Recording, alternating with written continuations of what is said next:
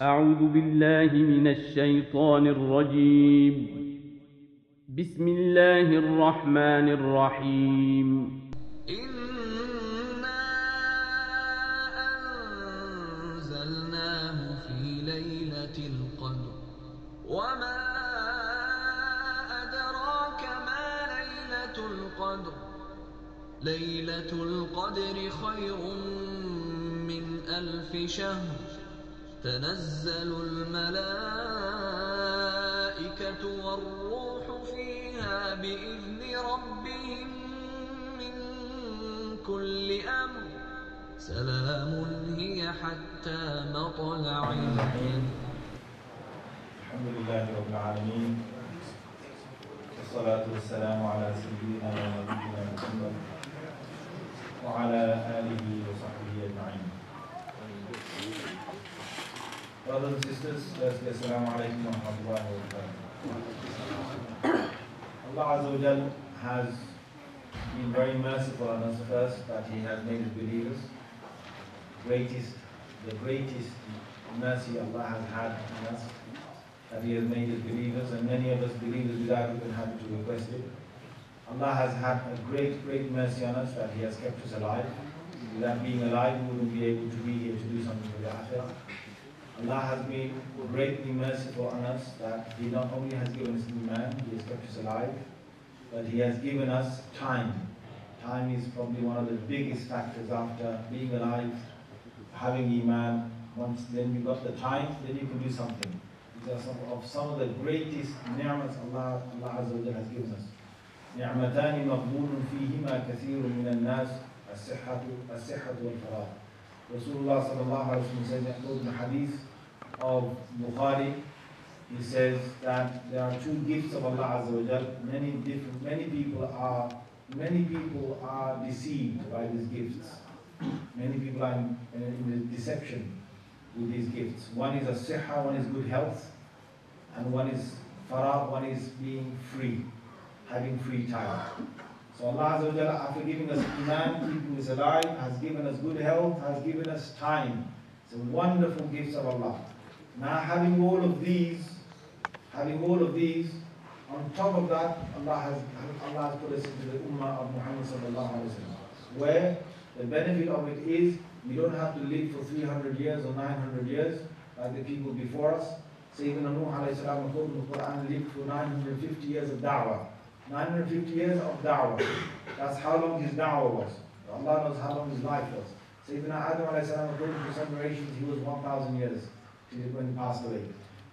They say in Banu Israel, the average span of life was about 300 years.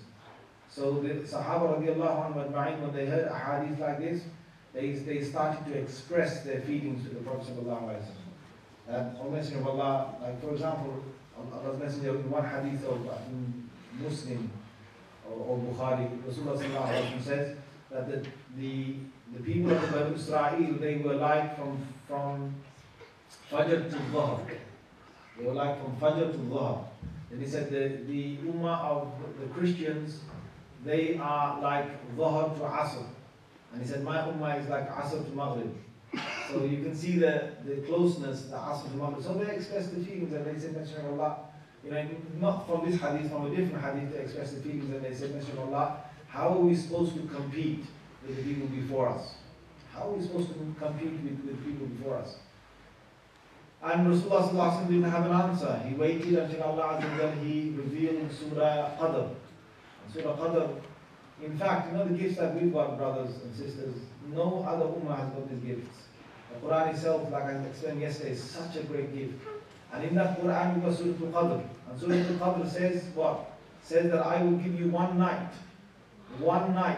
خَيْرٌ مِّنْ أَلْفِ شَهْرٍ. One night that will be better than 1,000 months. So Allah Azza wa Jalla, when He revealed this, the Sahaba radiallahu anhu received it from Prophet, what did this mean? That you've got the shortest span of life compared to all the people before you. He said, sallallahu alayhi wa sallam, أَعْمَارُ أُمَّتِي بَيْنَ 60 و70 سَنَةً. He sallallahu alayhi wa sallam, Sahih hadith, he said, the span of the life of my ummah, average span will be between 60 to 70 years. So that's the average span. So if you actually live up to 60, what did Rasulullah sallallahu alaihi wasallam say? He said in one hadith, أعذر الله امرأ قد بلغ 60 سنة أو كما قال عليه الصلاة والسلام. Allah Azza wa Jalla has not left you an excuse if you reach the age of 60. If somebody reaches the age of 60, they've got no more excuse left. Allah has given enough time in their life to make it so that they can do enough for the next life. So there's no excuse left at the age of 60. Anyone who reaches 60, they should be 70 years old. Think, my Allah, what are you talking about? You're still young. Why are you talking about you're still young? There's people, honestly, they're reaching the 60th birthday and they still feel young because they never see a white hair. They've never seen one. They've always dyed it on their head, and down here they've always shaved it.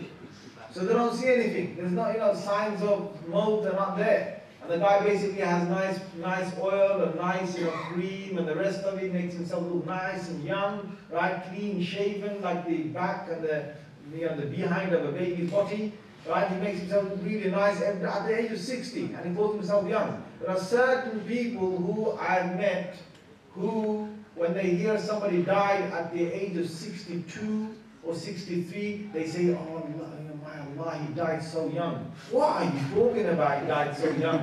He lived his life. He lived his life. If you get to 60, that is what Rasulullah said, between 60 and 70 is the average span of my ummah.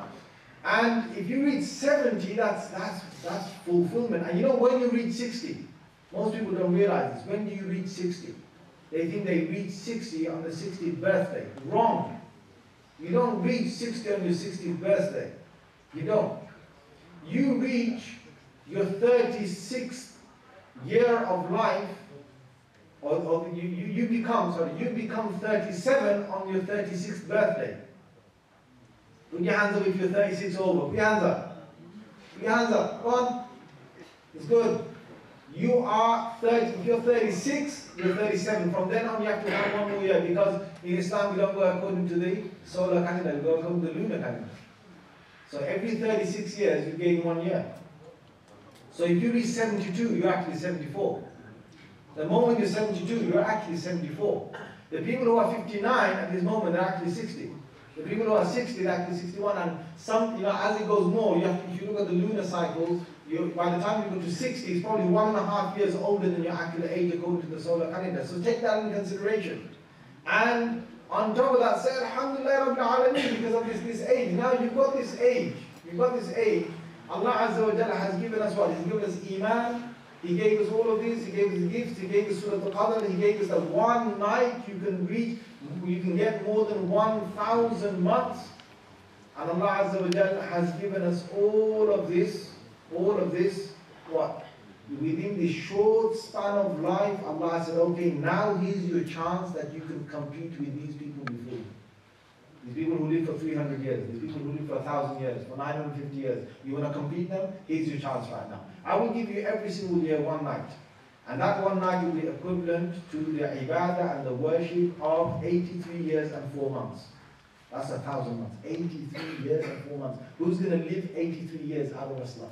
Allahu Akbar. And if you get 10 Laylatul Qadrs in your life, you know how much that is? That's like living a life of 830 years of life. 830 years, that's 10 Laylatul Qadr, you're done. So one Laylatul Qadr will get you more than 83 years and 4 months of worship. Anything you do on that night is multiplied by that. Anything you do.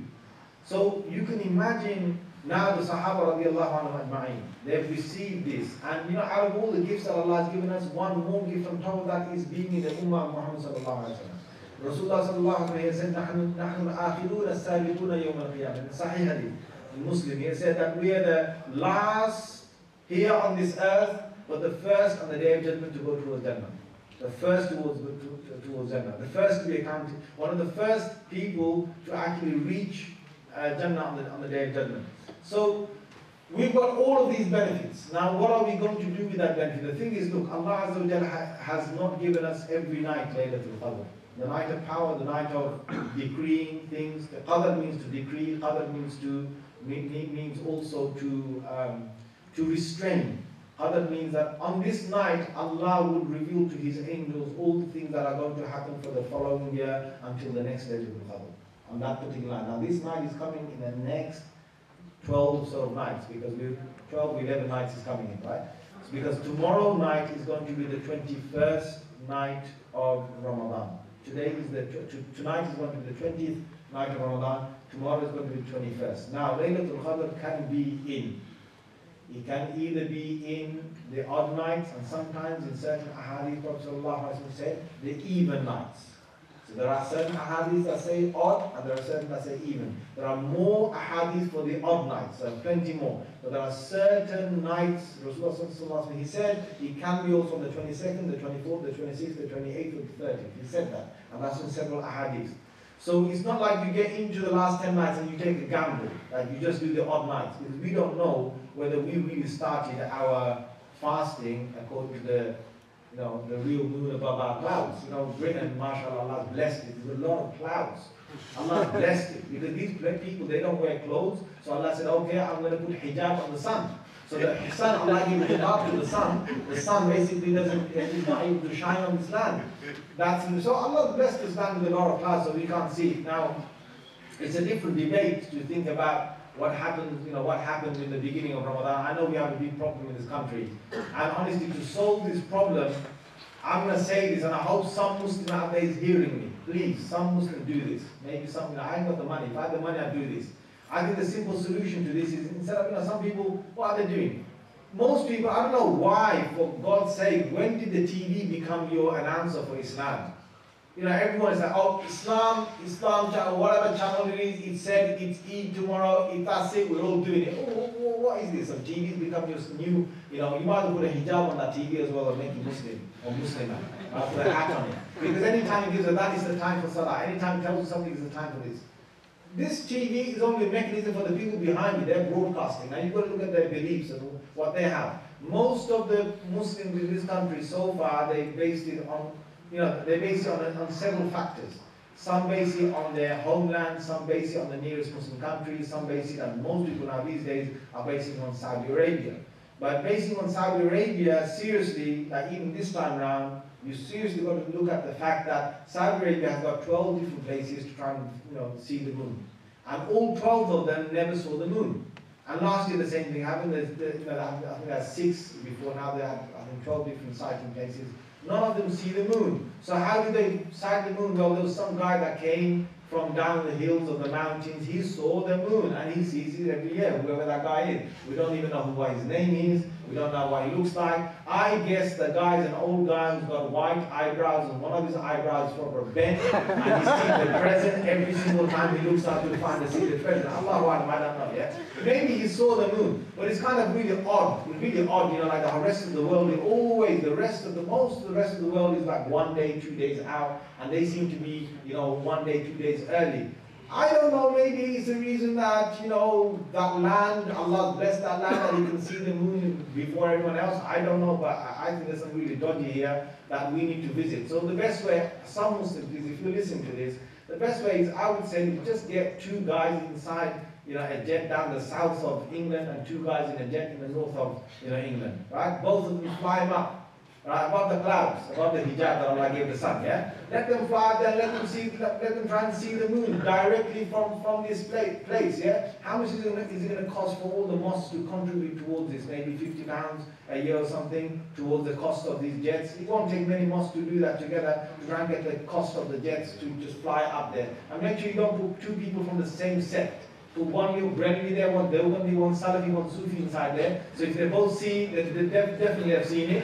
But if one of them disagrees, then maybe the other one hasn't really seen it, right?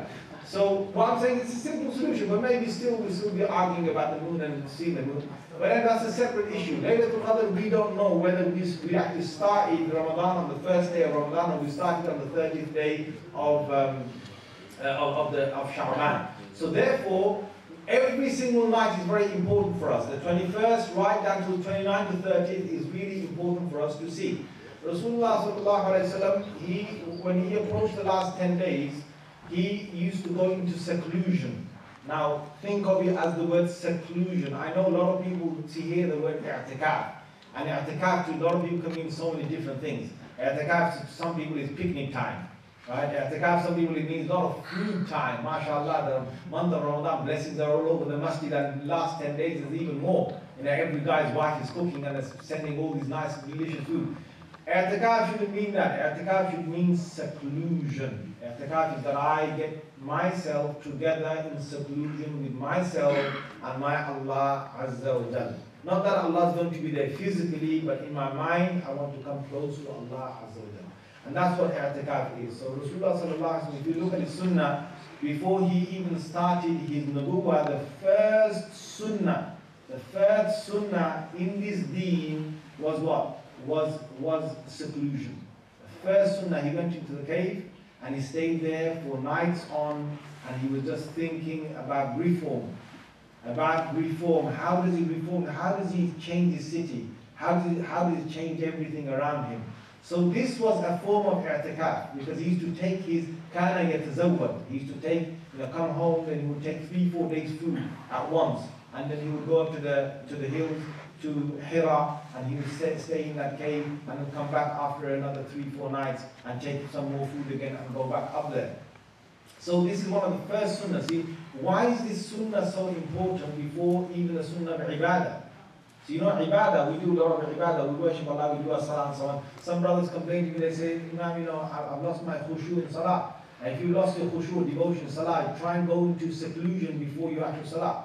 A small seclusion, a small one. Honestly, 1 minute, 10 minutes, 5 minutes before the actual salah itself, close your eyes, sit down, and go into a seclusion.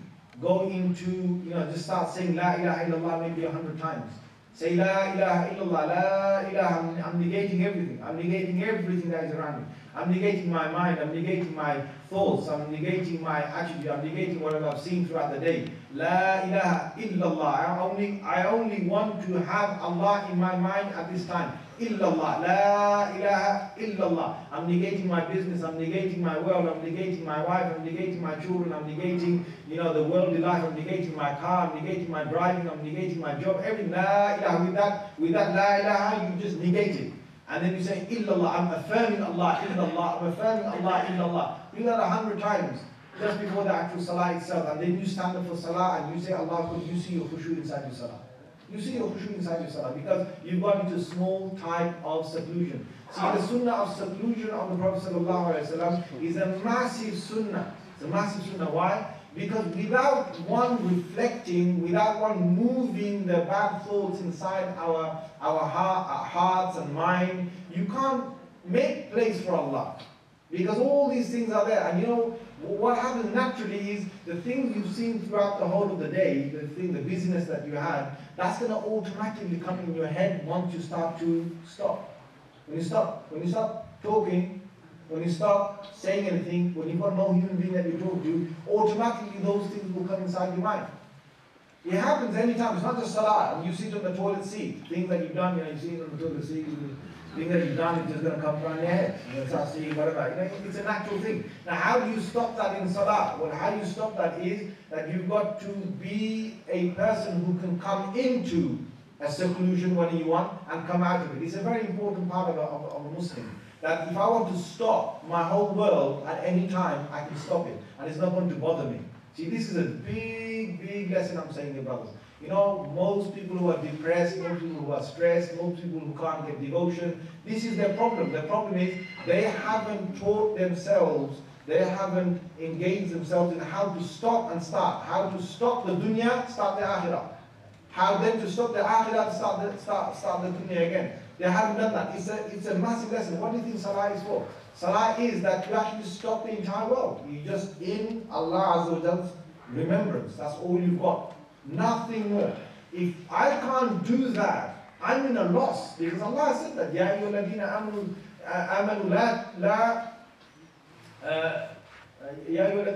la tulhikum amwalukum wa awladukum an dhikrillah. Allah said, O you who believe, in Surah Munafiqun, let not your wealth or things that belong to you. See, it's not just your wealth. It's anything you belong. And not only that, amwal is mailan. The mailan means anything you're attracted to. Anything in this world you are attracted to, or that is something that you're engaged in, or your children specifically, let them not put you in an absent-mindedness from Allah Azza wa Jalla. Let them not make you neglectful from Allah. وَمَنْ يَفْعَلَ ذَلِكَ فَأُولَٰئِكَ هُمُ الْخَاسِرُونَ. Whoever will do that, they are in a loss. Allah said that in Surah Al-Munafiqun. And it's interesting that it's in Surah Al-Munafiqun. See, that's one of the biggest problems. The Munafiq's problem is that he's attached to the world. When Allah told him to get up and start going out there and fighting for my sake, they إِثَاقَلْتُمْ إِلَى الْأَرْضِ. They were heavy on the earth. Allah said, أَرَضِيتُمْ مِنَ الْحَيَاةِ الدُّنْيَا مِنَ الْآخِرَةِ. Have you not become so attached to the world with the dunya, with this lowly life, that you forgot your akhirah, you're distant from it, you distance from it? That's what happens, do you see, when we become so heavy on the earth, so much involved on the earth. So we've got to bring ourselves out. To bring ourselves out, we've got to learn this seclusion. Now this 10 days seclusion for anyone who's going to i'tikaf, or for the rest of us who are going to use these 10 days to try and practice this should penetrate any time we want inside our salah or inside any other activity we're going to do for Allah's sake. Anytime I want, I can take myself out. In modern psychology, they actually teach this. They call it anchoring. Anchoring is in modern psychology, they teach them how to suddenly, bring, they say, okay, they make me feel really sad, right? They make me bring all your bad thoughts inside, so they bring all the bad thoughts. Then they say, okay, now do the anchoring. They call it anchoring. So what they do is, in a moment, they're supposed to bring all their good thoughts and make themselves feel delighted again. Make them feel really bright again and really happy again. Okay? Now the first time it takes about 10 minutes to do it. 10 minutes, 20 minutes, half an hour to get that really wonderful feeling again. All the good thoughts and good interaction and all that. But eventually they get them down to 2 minutes. And then eventually they get them down within seconds. See, the best that they train are those people that within your psychiatrists that I deal with them, they teach them within seconds, they're able to cut off from any bad feeling and bring the good feeling and good thoughts inside them. That's what a mu'min has been trained to do for salah every time, 5 times a day. Then you just cut off your world. What does it matter? What is it? What have you got so important that matters to you more than Allah? Because imagine that death came to you. What would be more important to you? Would that even matter? You think to yourself, honestly, for Allah's sake, just for 1 minute, think about this, yeah? Whatever is outside there that's concerning my life, whatever it is, if death came to me, would it concern me? The answer is no. It doesn't matter what it is. Financial trouble, you're in real financial debts, it's not going to bother you. You're going to be dead. Your children are not well, it's not going to bother you. Your wife is not on the straight path, it's not going to bother you. Okay, fine, you do your da'wah later on. But for this moment that you're going to stand in front of Allah, you should stop and learn how to stop everything. And Allah, you're more important than everything else. That's why the first words of salah are what? Allahu Akbar. Allah is greater. It's not greatest. He's a greater. Akbar. Akbar means Shaykh. In Arabic, I know in English you normally see Allah is the greatest. That's what they say. Yes, fine, they're trying to express a meaning. But what they're supposed to have done is supposed to have said Allah is greater than something. But that something has been left blank. What is that? Allah is greater than my life. Allah is greater than my sickness. Allah is greater than my troubles. Allah is greater than my debts. Allah is greater than the people who are my enemies. Allah is greater than all of them added together. Allah is greater than all of them. That's why I'm going to stop and feel that I only need Allah Azza wa Jalla right now. He's the only one that will take me out of this. So this seclusion of 10 days really should be, a person should try and make themselves trained in doing this. What did Rasulullah sallallahu alaihi wasallam do when the 10 days came? Well, the first thing was, the last 10 days, sorry. When the last 10 days came, the first thing that Prophet sallallahu alaihi wasallam used to do is, shadda mizar. He used to fasten tight his lower garment. What does that mean? That means that 2 things. Either he wouldn't sleep with his wives at all, even in the nights of Ramadan. Like in the nights of Ramadan, if somebody wants to sleep with his wife, then they can. But Rasulullah sallallahu alaihi wasallam, in the nights of the last 10 nights, he wouldn't even do that. Or it means that the way somebody fastens maybe you fasten your trainer laces, or you fasten you buckle up right for a race or something. The same way Rasulullah sallallahu alaihi wasallam would get really serious in his ibadah. كَانَ يَعْبُدُ اللَّهِ. He used to worship Allah in the last 10 nights like he never used to do before. They say when Ramadan came, his ibadah increased. But when the last 10 days came, it increased even further. Even further. They say he was very, very generous outside Ramadan. But when Ramadan came, according to Sahih Hadith al-Bukhari, when Ramadan came, كَانَ كَالرِّيحَ الْمُرْسَلَةِ, he was like a fast wind.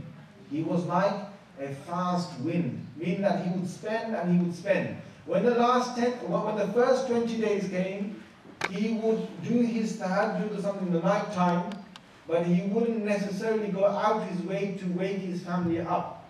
But when the last 10 nights came, he made sure that on the nights he woke his wives up.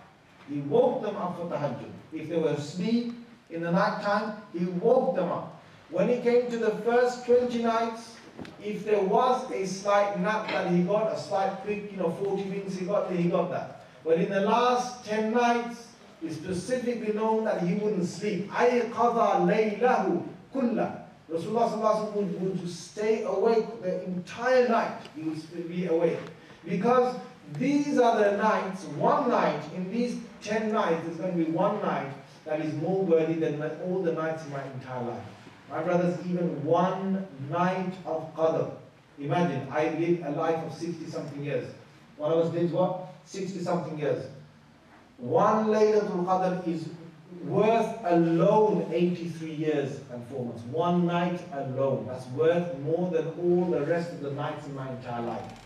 On this night, if somebody does anything, it's going to be timed by that much. So you can imagine, what I want to do is I want to get myself geared up. Brothers and sisters, the last 19, 20 days now has been for us to prepare for this last 10 nights. We are now preparing for the last 10 nights. What does that mean? That means that these last 10 nights we're going to all increase our ibadah. Those of you who are working should try, if you haven't already taken time off, you should probably take some time off. If you can't take any time off at all, doesn't matter. What you do please is, if for the last 20 nights you've been coming home after Taraweeh, and then you've been basically eating something, and then maybe a couple of rakats or not, and you've been sleeping or something. These last 10 nights, please just do your tahajjud straight after Taraweeh. If you can't, do it in the night time. If you think you're going to go to sleep, just do your tahajjud. Those 2 rakats. Imagine 2 rakats is like I did those 2 rakats for every night for the whole year, for my whole 10 years, for my whole 20, 30, 40, 50, up to 80 something years, I did 2 rakats. And who can miss out on that opportunity? 2 rakats. And brothers, those of us who are, those of us who believe in the 8 rakats, the 8 rakats, I've said this time and again before, there's a whole debate between 8 to 20 rakats of Taraweeh. Whatever you believe, look, I'm not here to debate 8 to 20. You all know that I believe in 20, right? But what I want to say to you is, it's not against the sunnah to do only 8 and no more. Please remember that. If you pick up the ahadith, you will see Rasulullah sallallahu alaihi wasallam, there were many nights he did more than 8. Some brothers think that it becomes their aqidah, that's it, 8 rakats and no more. How can you stop yourself from doing more than that? I just can't imagine. If you believe that there's only 8 rakats, okay, I did 8 rakats with the imam and I'm going. That's it, there's no more salah for the entire night. What are you talking about? La hawla wa la quwwata illa billah. Rasulullah sallallahu alaihi wasallam, there's certain ahadith he did 12, certain ahadith he did 15, certain ahadith he did 17. You pick up the books of ahadith, you will find it. Certain nights he did only 8 and then he's witr. Certain nights 12 and then he's witr. Certain nights 15 including his witr. Certain nights 17 including or excluding this. Sometimes he did another 2 extra rakats. Now these last 10 nights, I would say to you that look, even if you believe in 8 rakats, do 8 with the imam as do Taraweeh, because you believe it's 8 with Taraweeh, and the rest do it nafal. Who's stopping you from nafal? I've seen so many brothers who will do only 8, and they will walk out and they will spend another 20 minutes outside there talking. Another half an hour outside there talking. And by the time they've slowly strolled into the car and gone home and sat down, by that time the Tarawih is probably finished inside the masjid. Now what was the point of that, tell me? What was the point of you having a great opportunity of doing ibadah and you missed out on the entire ibadah? So what I'm saying is, whether you believe in 8 to 20, if you believe in 8, then please do 8 with the imam, and the rest of the 12 with the imam you do with the niyyah of a nafil. Nafil, extra voluntary prayers. And then after that, I'm asking you please in the last 10 nights, you're going to hug me in the next block. Some of you you're going to hug me big time in the next world. Hopefully, inshallah. If I've made it as well, right? Because I don't know about myself in the next world, right? But hopefully, inshallah, if I've made it and you've made it, you're going to give me a big hug in the next world. You're going to say, Imam, those 2 rakats, man, I got a woman in return of those 2 rakats. And a boy, that woman, I say, man, whoa, man, thank you. Yeah? You don't know what you're going to get. Rasulullah said what? He said in a normal time outside Ramadan, he said in a Sahih Hadith of Muslim, he has said 2 rakats of a believer خَيْرٌ مِمَّا طَلَعَتْ عَلَيْهِ الشَّمْسِ. It is better than what the entire part of what the sun sees. You know the sun in the sky? Whatever it comes above in the whole of the world. The whole world and whatever it contains, 2 rakats is better than that. Now that's outside Ramadan. Can you imagine inside Ramadan is already times 70? And can you imagine doing that on the night of power, on the night of Qadr, on the night of fate? Whatever you want to call Laylatul Qadr, can you imagine you do that on that night? So there's no time to waste, there's no time to sit gossiping and so on. In fact, brothers, one thing please, you know I come to the masjid, I come, for the last few days I've come for Asr prayer. A lot of people, talking between the adhan and the iqamah. A lot of people talking between adhan and iqamah. Do you not realize what Rasulullah said? He said, لا يرد الدعاء بين الأذان والإقامة. He said, no dua is rejected between the adhan and the iqamah. Now, when you know that, the Prophet ﷺ said that, how can I sit here and gossip? How can you sit here and gossip? Because that's the time to make dua. That's the time to make dua. I want to see you brothers, please. Next time I walk in here, between the adhan and the iqamah, whoever wants to talk to you, tell him, brother, Allah is waiting to accept your dua. Say in a nice way. Prophet, Allah wants to accept your good dua. You're going to chat to me or you're going to chat to him? What can you do? You're going to chat to me when Allah said, please make dua to me, I'll accept your dua. Tell the brother, in the Sahih Hadith of Muslim it says that when a person comes inside the masjid and he sits down, he is not in salah. He's just waiting for the jama'ah to stand up. Sahih Hadith in Muslim. Allah writes down for you while you sit down there without breaking the etiquettes of the masjid. مَا لَمْ يُحْدِث. He says, مَا لَمْ يُحْدِث. Either you don't break the wudu or he says you don't break the etiquettes of the masjid. What does that mean? That means you don't talk, you don't chat. As long as you're doing that, just sitting silently, Allah writes for you the same reward as the other guy who's praying. You're getting the same reward as praying while you just sit down and do nothing at all. As long as you don't talk. So next time brother wants to talk to you, just tell him like this. He says, what are you talking about? Later like, next time I'll tell you. Don't talk. After Salah, then saying, listen man, what's wrong with you? Then explain to him after Salah, look, the Imam said that as long as I don't talk, so I was giving you sign language. Yeah? As long as I don't talk, I get the same reward as being inside the Salah. When you know this, how can you talk? So anyway, coming back to the actual, the Night of Qadr itself, what are we going to do on these nights? What we're going to do is, okay, you've done when the night starts, you do your iftar, fine, you've done your iftar, and then after that you're going to prepare for your tarawih, and some people, you come for tarawih, do your whole tarawih, and you know what hadith says, brilliant thing, if you stay, this is a hadith that where Rasulullah sallallahu alaihi wasallam was asked by Sahaba about, he used to leave the salah on certain nights. In his time, he never led tarawih just like what we do. But he led once on the 23rd, he led on the 25th, and they're waiting for the Prophet to come, the 27th, so to lead. And they said, why don't you always lead on all these nights on the Shawwal? You know what the Prophet said? He said, as long as one of you come and join the Imam for the night prayer, for the Qiyamul Layl, and you do not leave him until he finishes, then you get the same reward as praying the entire night.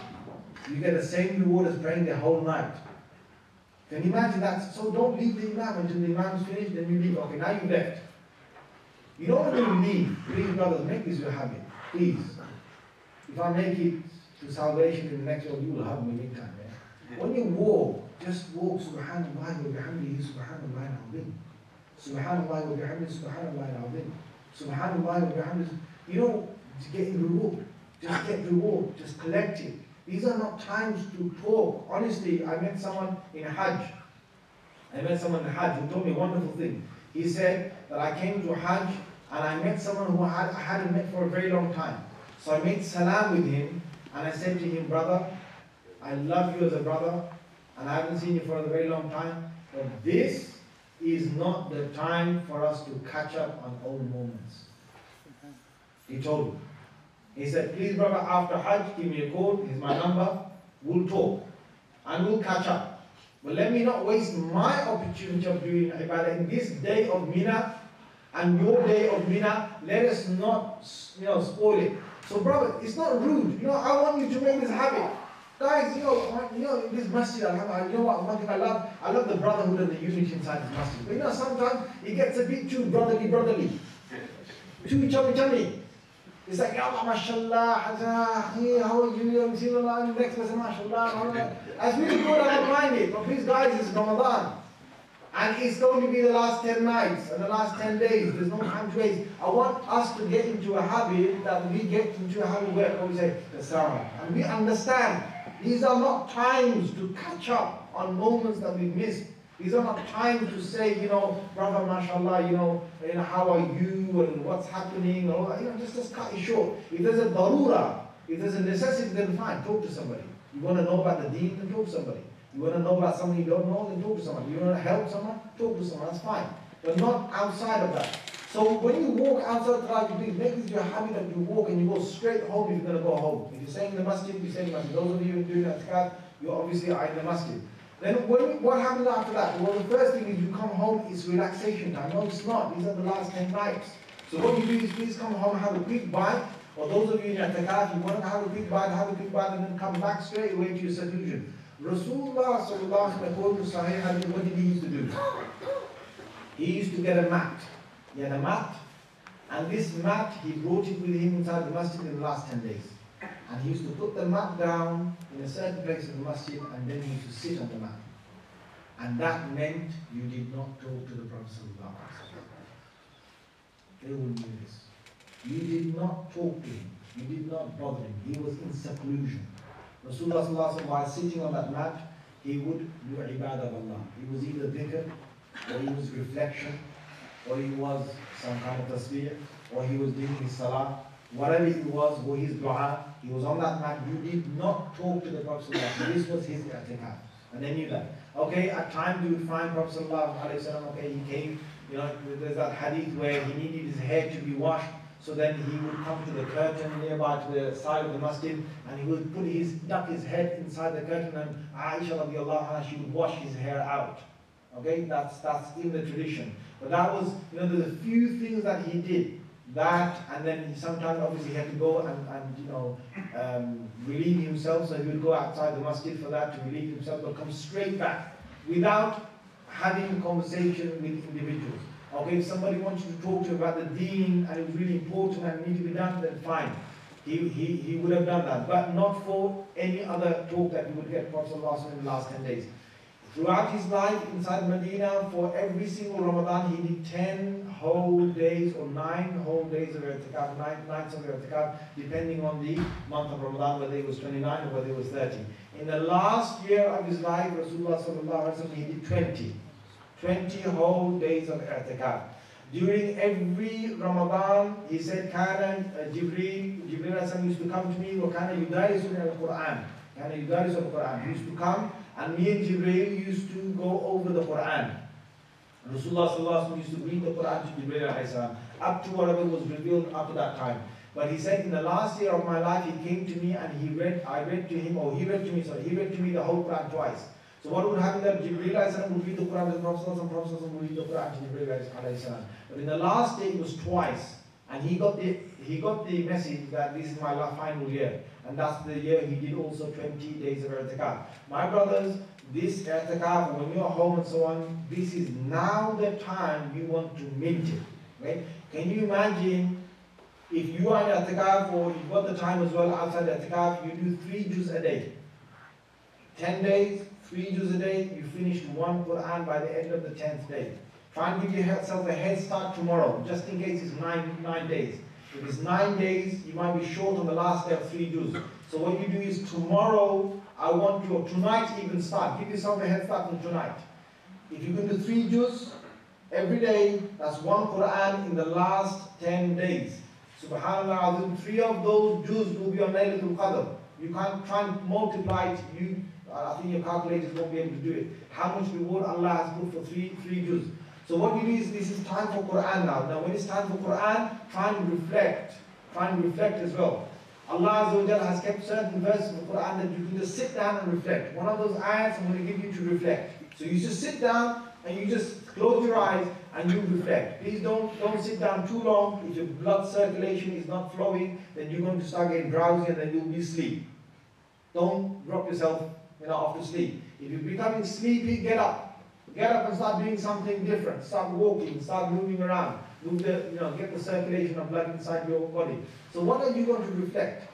You reflect the ayah of the Qur'an. You can choose any ayah you want really, but I'll just give you an example. وَهُوَ مَعَكُمْ أَيْنَمَا كُنْتُمْ. He is with you wherever you are.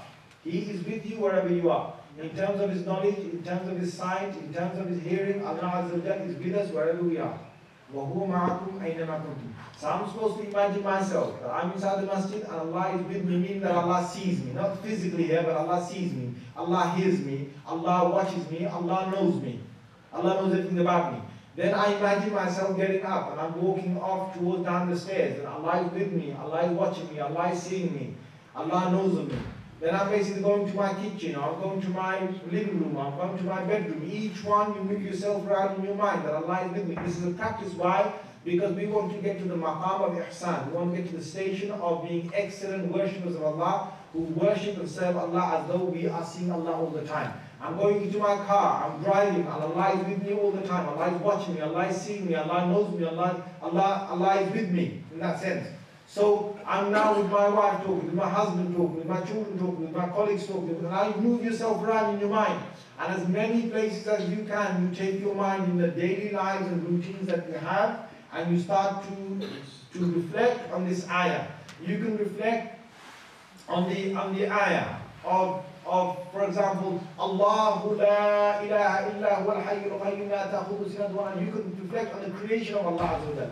Rasulullah sallallahu alaihi wasallam in a hadith he said, "Tafakkaru fi khalqillah wa la tafakkaru fillah." This is several ahadith like this. He has said, think about the creation of God, but don't think about God Himself. We don't imagine God. We haven't got no imagination of God. We know that Allah exists. That's it. That's finished. Final. But in the khalqullah, in the creation of Allah, we may think and we should think. So Allah said, يَتَفَكَّرُونَ فِي خَلْقِ السَّمَاوَاتِ وَالْأَرْضِ. In the Qur'an, Allah said that they think about the creation of the heavens and the earth, and the creation of how Allah has created and so on. So they take themselves in a deep trance of, this is Allah's khalq, and that is Allah's khalq, and the seas, and the mountains, and the stars, and the universe. Allah is so wonderful. That is one other fikr. Now with fikr, this whole fikr meaning thought and reflection, comes dhikr. Now dhikr, there are so many adhkar you can do, and I want you to fill your time with different adhkar. Make sure, according to certain ahadith, whoever says 100 times subhanallah, 100 times alhamdulillah, 100 times la ilaha illallah, 100 times Allahu Akbar is better than whatever the sun shines upon. Better than the whole world and whatever it contains. So make sure that is part of my dhikr every single day. There is also one hadith that says subhanallah wa bihamdihi 100 times. There are a lot of reward in this. There's another hadith that says astaghfirullah, Prophet sallallahu alayhi wa sallam used to do 100 times a day. In certain hadiths it says 70. All of these are acceptable hadith. This one particular is a sahih hadith. And he would do it 100 times a day as something that we should follow him. That should be added on. Then you've got salawat on the Prophet ﷺ. Add that on 100 times if you can, or maybe more than that, or less than that. Send salutations on the Messenger ﷺ.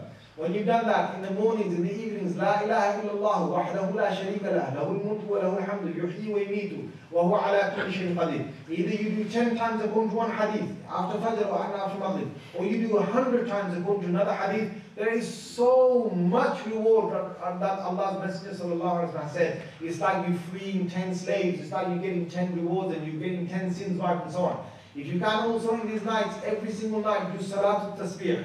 Now Salatul Tasbih, they say that there's 5 different narrations for it, but it's acceptable for you to do it. Each narration has got some weakness in it, but together it's accepted. It's Hasan. Hasan li means that it comes to an acceptable chain. Even, many muhaddithin have also said that it's acceptable to do this salah. So Salatul Tasbih is that you will do a salah with Subhanallah, walhamdulillah, wa la ilaha illallah, wallahu akbar. You will do it 75 times in each single rak'ah, and times that by 4 different rak'ahs, that's a total of 300 times you will do it. Now I'll tell you a very simple way of doing it. By doing this salah, you've got 80 years of sins forgiven. By doing this salah, you've got 80 years of reward. You can imagine how much Allah will forgive by doing this one single salah that will only take you about 45 minutes to do, or maybe less than that for you to do.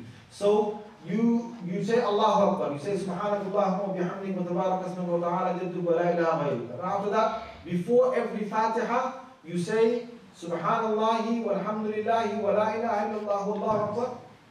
Before every Fatiha. That's the one you got to remember. Every other time it's 10. So you say your Fatiha, then you say your surah, and then before you go into ruku, you say that dua 10 times. That dhikr 10 times. Subhanallah walhamdulillah wa la ilaha illallah wallahu akbar 10 times. And you can count. If you just press your fingers where they are as you're holding, just press your fingers slightly, then you know that you're on that particular tasbih. You go into ruku. You say Subhan Rabbil Azim 3 times, 5 times, however many times you want. And after that, you say again 10 times inside your ruku. Then you get up. When you say Sami Allahu liman hamdah Rabbana lakal hamd, then it's 10 times again. Subhanallah walhamdulillah wa la ilaha illallah wallahu akbar. Then you go into your sujood. After your sujood, Subhan Rabbil A'la, you say 10 times there. Then you come back, sit in between your sujood. You sat down. If you want to say that dua, if you know that dua, then you say that dua that Rasulullah sallallahu alaihi wasallam is saying. If not, just say Subhanallah walhamdulillah wa la ilaha illallah wallahu akbar 10 times. Then you go back into the sujood. After your tasbih, you say 10 times again. That's a completed 75 times. When you get back up, right up, and you're standing again, before Fatiha, you say how many times? 15 times. Okay? Then the rest of it continues the same for the whole entire second rak'ah. So second rak'ah, you finish, you sit for tahiyyah. When you sit for tahiyyah, you say Ashhadu an la ilaha illallah wa ashhadu anna Muhammadan abduhu rasuluh. And then you get up, before Fatiha, you do it 15 times. Subhanallah walhamdulillah wa la ilaha illallah wallahu akbar. So there are many different narrations. This is the easiest narration to follow. So you do that for your entire 4 rakats. Allah Azza wa Jalla, His Messenger Sallallahu Alaihi Wasallam said to Sayyidina Abbas, he said, try and do this, or Abbas, if you can, every single night. If you can't, then you do it every single week. If not, then every month or every year. Then if you can't, then at least once in your lifetime, to the nearest of what Rasulullah Sallallahu Alaihi Wasallam said to him. So you will add that every single night to your salah. Then comes your Qiyamul Layl. The Qiyamul Layl, 8 rakats. Please try and make it a wonderful 8 rakats you can. Okay? If you look at the hadith of Prophet ﷺ, she says, Aisha radiallahu anha, فَلَا تَسْأَلْنِي عَنْ حُسْنِهِنَّ وَطُولِهِنَّ. She says 2 things, 2 qualities about the Qiyamul Layl of the Prophet ﷺ. Don't ask me about the beauty of his rakats that he used to do, and don't ask me about the length of the rakats he used to do. The longer we can do them in terms of standing, and the longer we can do them, ruku long as well, sujood long as well. And especially when you go to sujood, try and prolong that and think of Allah Azza wa Jalla, think of the akhirah, think of returning back to Him. This is another part of our layl every single night for the last 10 nights. On top of that, when you've done that, I want you not to forget every single night you're going to give sadaqah. Take £100 aside. Take £200 aside, and every night you're going to put £20 in the masjid box or in whatever fi sabilillah you got outside there. Every night do it, because one of those nights is guaranteed you've given sadaqah of £20 or £10 in the path of Allah, times that by 83 years. Imagine 83 years every day I get £20 in fi sabilillah. Who's got the tawfiq to do that? No one. No one's got the tawfiq to do that. So do it on Night of Qadr, you've done it. On the Day of Judgment you will see 83 years and 4 months of giving sadaqah every single night. So when you've done all of that, alright, what do you fill the rest of your time with? You fill the rest of your time with as many subhanallah or subhanallah wa bihamdis you can do, or you can say hasbunallah wa ni'mal wakeel, Allah is enough for us, He's the best of people that we can depend upon, best of beings that we can depend upon. So hasbunallah wa ni'mal wakeel, ni'mal mawla wa ni'mal nasir. If you want to add that, you can just say the other ad'iyas, La ilaha illa anta subhanaka inni kuntu min al-zalimin, you can just do your Rabbanas. Now don't forget dua. One portion should be dua. Suhoor time, before that, try and lengthen your du'as in the night. And in those du'as, what do? Try and pick certain books up, like that have got all the Rabbanas inside, that have got all the certain du'as that Rasulullah sallallahu alaihi wasallam used to do. Try and get those du'a books ready for your i'tikad before the last 10 days come, and use them in the last 10 days.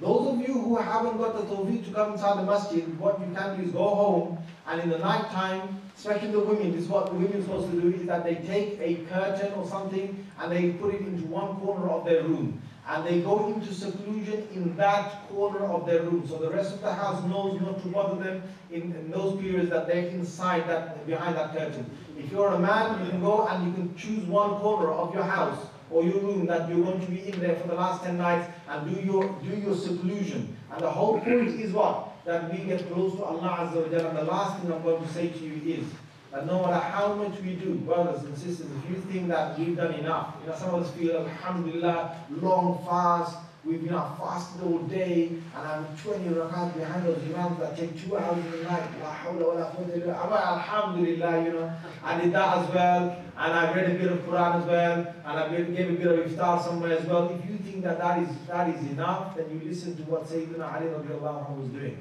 He was outside the Kaaba, he was just outside the Kaaba doing tawaf on the day of Eid. On the day of Eid, and somebody saw him crying. And somebody saw him crying on the day of Eid while he's doing his tawaf. So they said, "Oh Sayyidina Ali, why are you crying?" And you know that Ramadan what Sayyidina Ali did? He had done the whole of the 30 days in the Haram. Not just the last 10 days, the whole of the 30 days in the Haram. And during those 30 days, he finished one Qur'an by day and one Qur'an by night. 60 Qur'ans. 60 Qur'ans during Ramadan, the whole of the Ramadan in the Haram. And he's crying. So somebody said, "Why are you crying?" So Ali radiallahu anhu, he said, "I am crying because مَا عَبَدْنَاهُ حَقَّ عِبَادَتِي مَا عَبَدْتُهُ حَقَّ." I haven't been able to worship Allah as I ought to worship Him. I haven't been able to do that. So after all that we've done, please remember this in your mind and let us do our best we can. Jazakumullah khair. Please make dua for my God and make dua for your God. Jazakumullah khair.